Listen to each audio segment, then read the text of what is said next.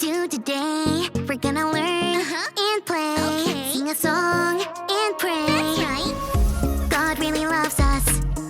God really, really cares about you, me, our families. That's right. God's always right there. Woo! Let me fix my curls. You've tuned into Callie's world. That's right, boys and girls. Welcome to Callie's world.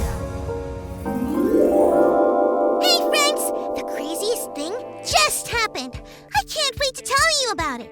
But before I do, I want to ask you a question. Do you know what courage is?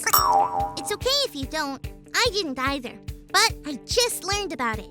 Courage is being able to do something that is good, even when it is scary. Yeah, it's pretty crazy to think about. Have you ever done anything that you were scared of? I bet you have. I just did! Okay, to tell you the story, I have to take you with me. Let's go! So, it was my dad's yearly remote control car racing league championship. Every year, my dad builds his own remote control car to race in the league. I love to watch him build the car, and I love to help him in any way I can. We always go to the races together. But this year, my dad kept winning. And kept winning until he was in the last race. Yep, he was in the championship. I was so excited. And right before the race, my dad leaned over and asked me the craziest question. He said, "Do you want to drive for the last race?" I couldn't believe it. I mean, I did test the car out a lot around the house, but never in a race. I was scared, friends, but I really wanted to do it. What was I going to do? What would you do? I needed to have courage. Let's pause the story and check out today's Bible story. It's time for today's Bible story, and it comes from the book of Joshua, chapters 1 and 24. God was with Moses. Moses led the Israelites for a long time. After Moses died, God chose Joshua to lead the Israelites into the promised land called Canaan. God said to go into the land because every place Joshua stepped would be theirs. This was a big deal. And God encouraged Joshua with these comforting words.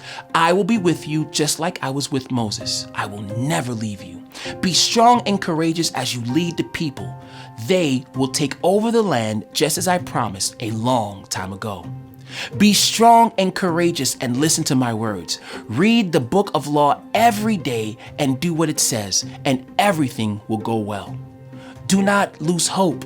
I am with you wherever you go." Joshua believed in God's word and chose to have courage.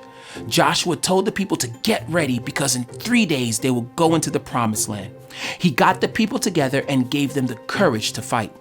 Not long afterwards, they fought and won. God's people entered the promised land. Joshua told the people to keep trusting God and to remember all the wonderful things that God has done. Joshua and the Israelites were able to be strong and courageous when they remembered God's word.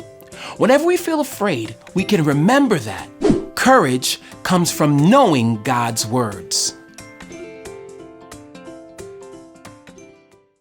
That was a great story.